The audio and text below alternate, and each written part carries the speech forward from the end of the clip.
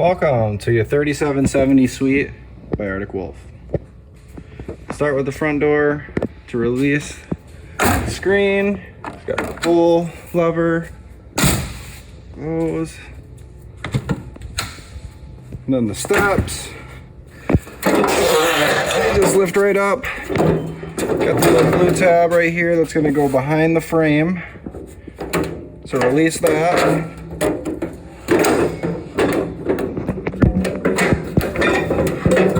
And then you got the buttons on the back side right here that will release the steps for different ground clearances, campgrounds. A little tip on the steps, you want to make sure that this is flush right here, otherwise the bottom of the door could be taken out by the steps.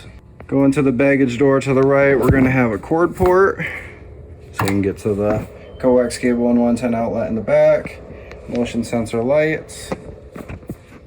Then in the first tank, you're going to have the reader, which I have it open right now.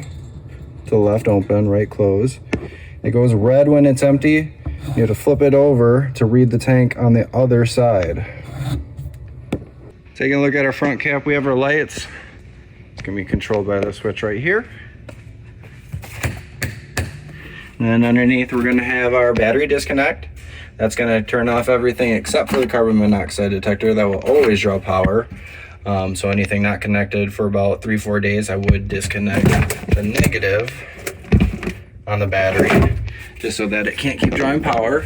And then on top of your landing gear, there's these little tabs, and inside those tabs on both sides, you have a socket spot for overrides in case those were to electrically go out. Onto the outdoor side, we got our other tank, other side of the baggage doors, auto leveling. And then our water hookups. We got our city water connection. Want a water pressure regulator for that. Cable, satellite if they offer it from the campground. And then this is your fresh tank fill. That's how you're going to draw it out using the pump. Black tank flush, that's a sprinkler inside the black tank. As long as you got a pressurized hose, it tries to spray off the sensors inside the black tank of all the toilet paper and all the crap. Outside shower, hot and cold. Spray off dogfish feet. Then below that, we're going to have our gray water on our left, black on the right, and then in the front of the coach, you're going to have that fresh tank drain. Then keep going to the right, we're going to have our sewer port in both our hot and cold low point drains. Taking a look at the water heater, got the drain plug, a 1 1/16 socket. Goes right there, tighten that down. After you plug in your water, the first thing you're going to do, turn on your hot water side. Force out all the air in there, fill it up with water. You want to make sure that the water heater is full with water before you turn on the button inside. You can also make sure that it's full by pulling this pressure release valve, a little water will come out. That's also how you're going to use to drain it. So you'll pull the pressure release valve, hear that pressure die off, unscrew the cap, let the water drain out of the water heater. All right, to winterize this trailer, the first thing you're going to do is go inside your camper and start opening up all your cold and hot lines, trying to push out any of that water that was there. After you do that, you're going to go to your low point drains, open those caps up, let any of the water out of there. Once you do that, close those caps, go to your water heater, do the pressure release valve, take off the cap, let that drain out. And then you're going to have to go inside the camper and switch the bypass valves to the water heater. After you do that, you'll be able to go over next to your water station, take off the screw right here, and behind here is going to be your pump with a hose that leads to nothing and a valve on that hose. That valve, once you switch that valve, turns that pump into a suction, so you can put that hose that goes to nothing into your jug of antifreeze.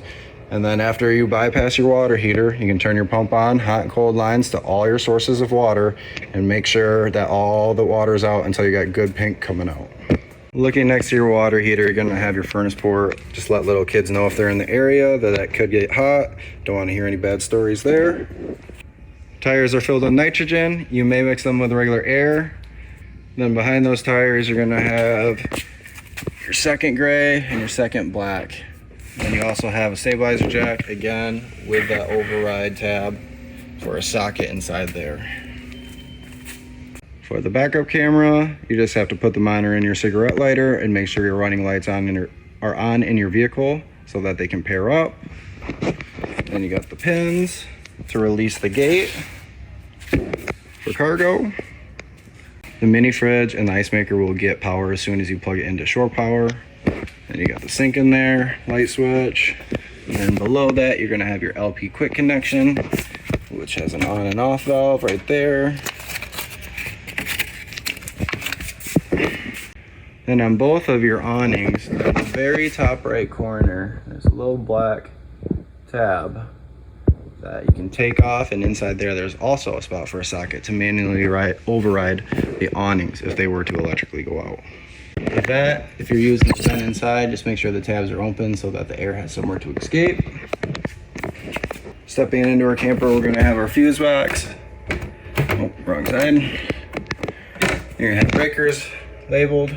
And your fuses, definitely bring some of the fuses with you. Get those at Walmart, AutoZone, anywhere like that.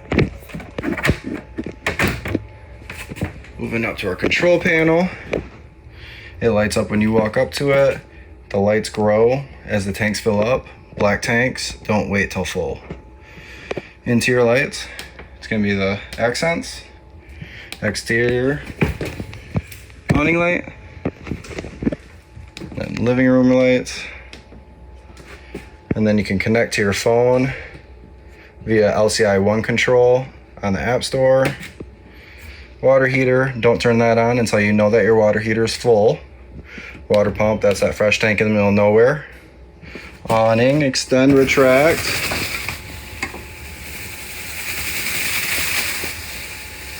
Which for this one,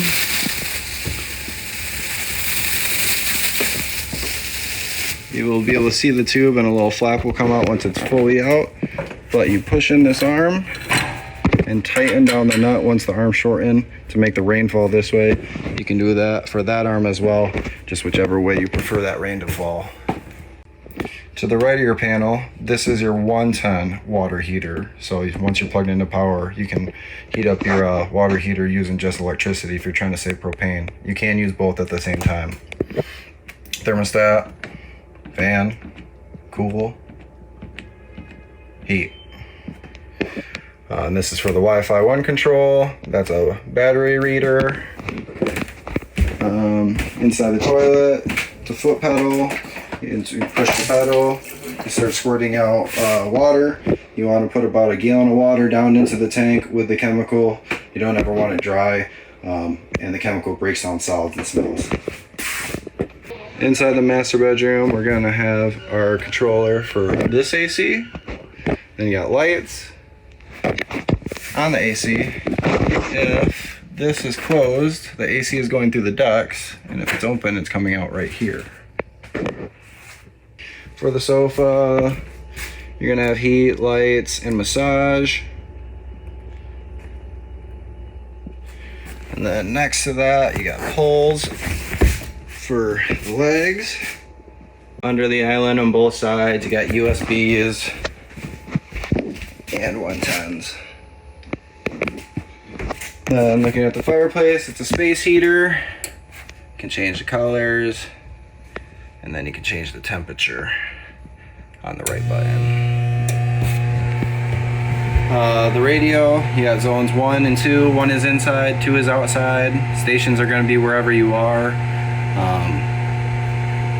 It does have Bluetooth, so you can hook up to your phone, do that. Looking above our radio, you got your TV hookups. That's going to toggle between local or cable channels if you got cable from a campground. And then the fantastic fan controls are for the fan in the bathroom, in the bunk room. Then our 12-volt fridge. Controls are right up top. And no controls for the freezer. Little tab to lock it in for travel. And you're gonna have all your appliances in one of these cubbies. Appliance manuals. Taking a look at our stove and oven. Open up the lines. This is the igniter. It constantly turns to the right. It lights all 3 of them. It will also light the oven, but you light that one to the pilot symbol. Push that button in and keep pushing that in and keep clicking the clicker until that spark turns into a flame. And then once it's a flame, you'll be able to roll it over to desired temperature. Okay, to winterize our Arctic Wolves, we're gonna find our fresh tank drain. We're gonna empty our fresh tank drain. After we empty our fresh tank drain, we're gonna go to all our sources of water and start running the lines hot and cold until the water dies off. Turn on the pump, run all the lines until that water dies off. Try to push out any of that water. After we got all the water out of the trailer, we're gonna go to the last point, which is our hot and cold low point drains. Open those up to try to get the last of the water out. After we do that, we're gonna go back to our water heater. Once you empty your low point drains, what you can do is come to your water heater, pull your pressure release valve, let that pressure die off before you take off the drain cap. Take off the drain cap, let it drain out, and then you're gonna go behind your water heater. Behind your water heater, we got these valves. You gotta flip those valves. Once you flip those valves, the water or antifreeze will not be allowed to enter that water heater.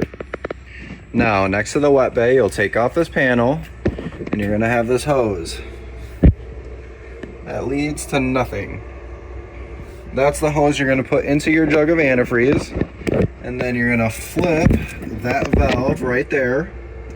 And then when you flip that valve, it'll turn your water pump into a suction so you can suck out the antifreeze and put it throughout the lines, every source of water. Once you have antifreeze coming through every source of water, you're winterized, and then the last thing you'll need to do is make sure that the tanks are drained. And then I would pour a little bit down into the drains of the sink and toilet and shower. 3770 by Arctic Wolf.